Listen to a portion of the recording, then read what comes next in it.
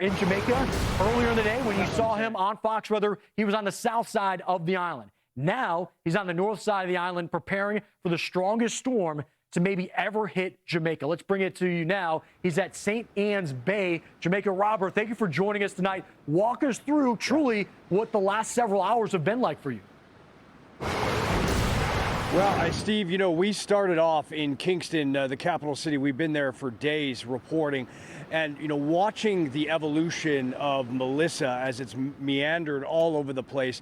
What we realized this morning as it was upgraded to a Category 5 was the fact that, something, we've got to potentially talk about making a move. We knew we were not going to go to where the center of circulation was going to make landfall tomorrow morning. Absolutely way too dangerous. Potential for 160-mile-an-hour winds, Category 5. We're not going to do that. But what we did is we looked at the trajectory and how the landfall would come into Jamaica and then cut to the northeast. And so we took the interstate up about an hour and a half here to the north side of Jamaica, and we're in St. Ann's. We are about 50 miles, maybe 60 miles to the east of Montego Bay, and we have a very secure structure that we have rented here. We feel very comfortable with the situation, and we are not going to be on the water, by the way. We are up the hillside and in a very fortified structure. We'll send in video of that later to kind of give everybody a feel for what we're doing. But, as we stand here right now, look at the Caribbean Sea, or that's just the Atlantic, actually, on the north side. It is so calm out there right now. The sun is going down, and a light mist, a light rain, and a very slight breeze. Nothing significant. Having said that, Steve, we've had power outages not too far from here. Transformers blow already because of wind gusts that have occurred, just random wind gusts from outer bands that have made their way here. So as we stand right here, we're at a restaurant. Thankfully, they've given us the ability to use their backup power generator. Sharky's is the name of the restaurant here, and they're allowing us to transmit with our lights here. So thank you to Sharky's for allowing us to stand here and get the signal out.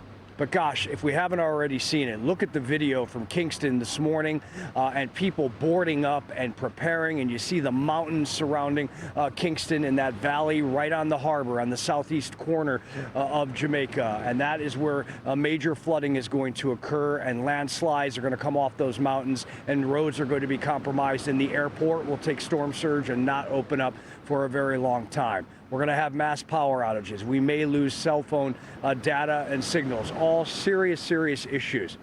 But I do want to give a glimmer of hope. Jamaicans helping each other, trying to get through this. 3 million Jamaicans going through all this together and having the ability to understand that this is going to be a very tough period. Steve Dunn owns basically a home store in downtown Kingston, and we talked to him. Have a listen.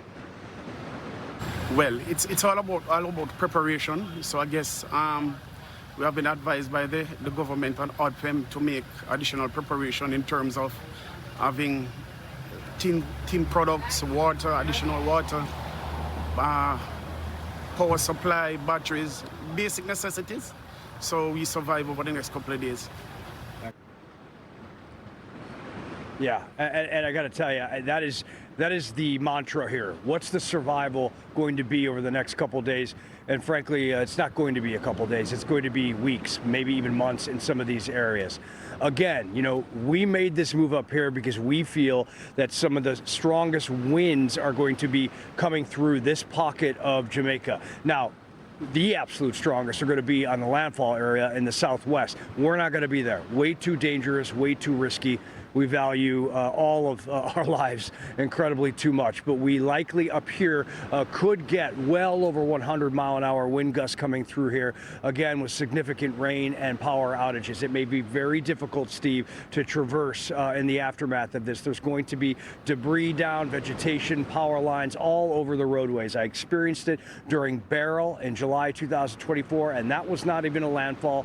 And what we experienced really in some spots was low-end Category Category 1 hurricane force winds, and it decimated many areas. Government is all over this. Shelters are open all over the country, and people are literally bracing. We just had some of our last food. We went to a pizza shop owned by a family over here. We got pizzas. We're going to bring it back to our fortified structure, and that's what we're going to be eating probably for the next several days, along with every granola bar we could get, and waters, and we'll help anybody that is in need that we see in the coming days. Steve? So important, Robert, to give us kind of the sense of what's happening there in Jamaica. I want to ask you about tomorrow, because you are our man on the ground. You've kind of planned this out. I know a lot of our viewers are wondering, what is this going to be like tomorrow? Can you walk us through your plan as you take on this landfall on the northern side of the island, ultimately what we could see from you?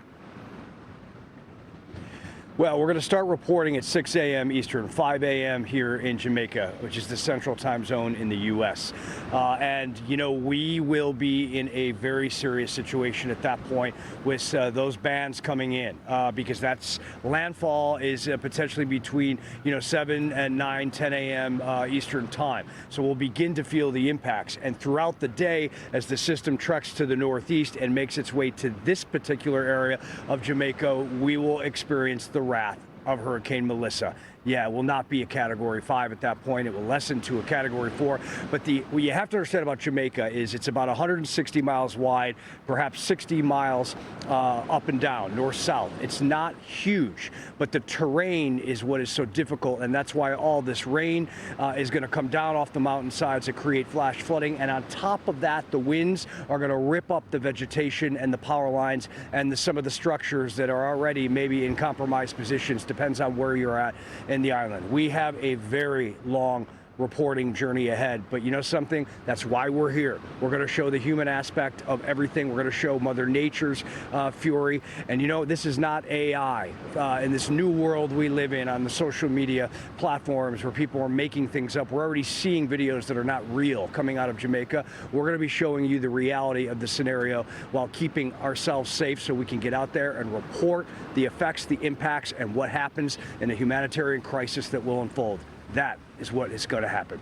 That's a promise here from Robert Ray, and it's an important one, Robert, because in the reality of where we're at, a lot of people are concerned and they don't know what's real until we put a face to it and until you put a voice, and that's why you are there. Important, my friend. Thank you so much for giving us some time tonight, and please be careful in the days ahead. I know you will be. We'll be looking at your coverage tomorrow. That's Robert Ray in St. Ann's Bay, Jamaica.